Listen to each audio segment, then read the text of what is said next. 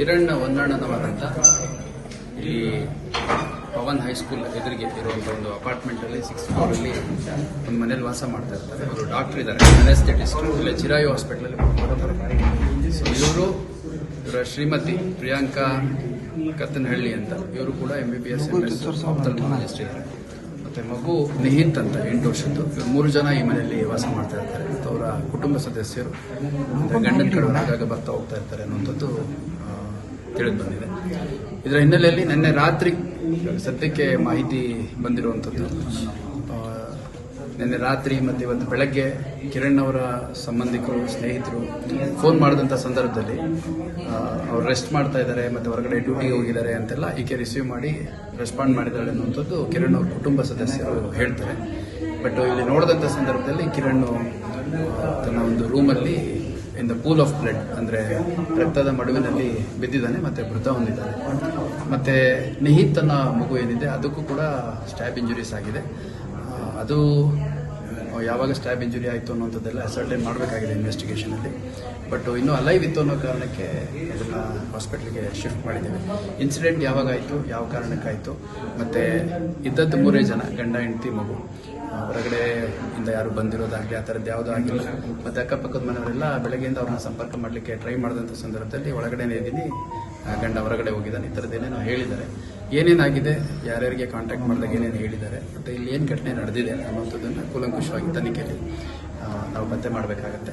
ಒಂದು ಕೊಲೆ ಪ್ರಕರಣವನ್ನು ನಾವು ದಾಖಲು ಮಾಡ್ಕೊತೇವೆ. ವೆರಿ ಕ್ಲಿಯರ್ಲಿ ಆಕೆ ನಾನು ಮಾತಾಡಿದಾಗೂ ರಾತ್ರಿ ರಾತ್ರಿಯಿಂದ ನನ್ನ ಜೊತೆಲೇ ಕೂತಿದ್ದೀನಿ, ನನಗೆ ಏನು ಮಾಡಬೇಕು ಅಂತ ಗೊತ್ತಾಗಲಿಲ್ಲ, ಹಂಗಾಗಿ ಶಾಕಲ್ಲಿ ಕೂತಿದ್ದೀನಿ ಅಂತ ಹೇಳ್ತಾಳೆ. ಮತ್ತು ಕುಟುಂಬ ಸದಸ್ಯರು ಮತ್ತು ಬೇರೆಯವ್ರು ಕೆಲವರು ಫೋನ್ ಮಾಡಿದಾಗ ಹೊರಗಡೆ ಹೋಗಿದ್ದಾರೆ ಅಂತೆಲ್ಲ ಹೇಳಿದ್ದಾರೆ ಅಂತ ಹೇಳ್ತಾ ಇದ್ದಾರೆ.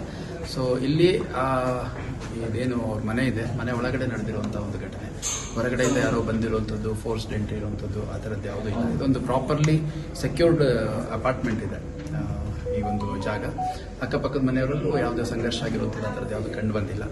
ಮತ್ತು ಈಗ ಪೋಸ್ಟ್ಮಾರ್ಟಮ್ ಮಾಡೋಂಥ ಸಂದರ್ಭದಲ್ಲಿ ಟೈಮ್ ಸಿನ್ಸ್ ಡೆತ್ ಅಂತ ಒಂದು ಪತ್ತೆ ಮಾಡ್ತಾರೆ. ಅಂದರೆ ಬಾಡಿ ಯಾವ ರೀತಿ ಗಟ್ಟಿಯಾಗಿದೆ, ಕೋಲ್ಡ್ ಆಗಿದೆ, ರಿಗರ್ ಮಾರ್ಟಿಸ್ ಅಂತಾರೆ, ಅದೆಲ್ಲದ್ರ ಬೇಸಿಸ್ ಮೇಲೆ ಟೈಮ್ ಸಿನ್ಸ್ ಡೆತ್ ಗೊತ್ತಾಗುತ್ತೆ. ಅಷ್ಟು ಗೊತ್ತಾದ್ಮೇಲೆ ಇನ್ನು ಎಲ್ಲ ಪ್ರತಿಯೊಂದು ಮನೆಗೂ ಇಲ್ಲಿ CCTV ಇದೆ, ಎಂಟ್ರಿ ಎಕ್ಸಿಟ್ ಪ್ರತಿಯೊಂದು CCTV ಕವರೇಜ್ ಇದೆ. ಯಾವಾಗ ಆಯಿತು, ಎಷ್ಟು ಗಂಟೆಗೆ ಆಯಿತು, ಯಾವಾಗ ಪರಸ್ಪರ ಗೊತ್ತಾಯಿತು ಅನ್ನೋಂಥದ್ದೆಲ್ಲ ಇವಾಗ ಕೂಲಂಕುಷ. ಆಕೆಗೆ ಏನಾಗಿದೆ, ಏನಾಯಿತು ಅಂತಂದ್ರೆ ಏನೂ ಹೇಳಲಿಕ್ಕೆ ಬರ್ತಾ ಇಲ್ಲ. ಮಗು ಯಾಕೆ ಹಿಂಗೆ ಬಿದ್ದಿದೆ ಗೊತ್ತಿಲ್ಲ ಸರ್. ಮತ್ತು ಶೀ ಈಸ್ ಪ್ರಾಬಬ್ಲಿ ನಾನು ಯಾವುದೋ ಮೆಡಿಕೇಶನ್ ತೊಗೊಂಡಿದ್ದೀನಿ ಅಂತೆಲ್ಲ ಹೇಳ್ತಾರೆ. ಸೊ ನಾನು ಬಂದಂಥ ಸಂದರ್ಭದಲ್ಲಿ ಇವಾಗ ನಾನು ಆ್ಯಕ್ಚುಲಿ ಲೇಟ್ ಈವ್ನಿಂಗ್ ಆಗಿದ್ದರಿಂದ 7 o'clock ಹತ್ತಿರ ಇಲ್ಲಿ ವಾಕ್ ಮಾಡಲಿಕ್ಕೆ ಅಂತ ಬಂದಿದ್ವಿ. ಆಗ ನಮ್ಮ ಆಫೀಸರ್ಸ್ಗೆ ಮಾಹಿತಿ ಬಂತು, ಹಂಗಾಗಿ ಹತ್ತಿರದಲ್ಲೇ ಇದ್ದಿದ್ದರಿಂದ ಆ್ಯಸ್ ಇಟ್ ಈಸ್ ಬಂದಂಥ ಸಂದರ್ಭದಲ್ಲಿ ನೋಡಿದಾಗ ಮಗು ಇನ್ನೂ ಉಸಿರಾಡ್ತಿತ್ತು. ಅಂದರೆ ಮಗು ಇದೆಯಲ್ಲ ಅಂತ ಸ್ವಲ್ಪ ಜನರಲಿ ಪೊಲೀಸ್ ಆಫೀಸರ್ಸ್ ಇರಲಿ ಅಥವಾ ಯಾರೇ ಇರಲಿ ಈ ಥರದ ಇನ್ಸಿಡೆಂಟ್ ಆದಾಗ ಉಸಿರಾಡ್ತಿದ್ಯಾ ಅಂತ ನೋಡ್ತಾರೆ. ನಮಗೇನು ಪಲ್ಸ್ ನೋಡೋದೆಲ್ಲ ಗೊತ್ತಾಗಂಗಿಲ್ಲ. ಉಸಿರಾಡ್ತಿದೆ ಅಂತಂದಾಗ ಅದು ಬ್ರೀತ್ ಮಾಡ್ತಾ ಇತ್ತು. ಸೊ ಹಂಗಾಗಿ ಇಮಿಡಿಯೇಟಾಗಿ ಅದನ್ನು ಹಾಸ್ಪಿಟ್ಲಿಗೆ ಶಿಫ್ಟ್ ಮಾಡಲಿಕ್ಕೆ ನಮ್ಮ ಆಫೀಸರ್ಸಿಗೆ ಕಳಿಸ್ಕೊಟ್ಟಿದ್ದೇವೆ. ಮತ್ತು ಮಗು ಆಟಿಸ್ಟಿಕ್ ಅಂತೇನೋ ಅಂತಾರಲ್ಲ, ಆ ಥರ ಸ್ವಲ್ಪ ಪ್ರಾಬ್ಲಮ್ ಇದೆ, ಮತ್ತು ಮಾತು ಕರೆಕ್ಟಾಗಿ ಬರ್ತಿರ್ಲಿಲ್ಲ, ಮೆಂಟಲಿ ಕೂಡ ಸ್ವಲ್ಪ ರಿಟಾರ್ಡೆಡ್ ಇತ್ತು ಅನ್ನೋಂಥದ್ದು ಈಗಷ್ಟೇ ಸ್ವಲ್ಪ ಕೆಲವು ಮಾಹಿತಿ ತಿಳಿದಿದೆ. ಇದು ಸ್ವಲ್ಪ ಒಂದು ಕುಟುಂಬದ ಒಳಗಡೆ ಆಗಿರುವಂಥ ಒಂದು ಘಟನೆ ಅನ್ನುವಂಥದ್ದು ಹೇಳ್ತಾ ಇದ್ದಾರೆ ಕುಟುಂಬ, ಕಿರಣ್ ಅವರು ಮನೆಯವರು.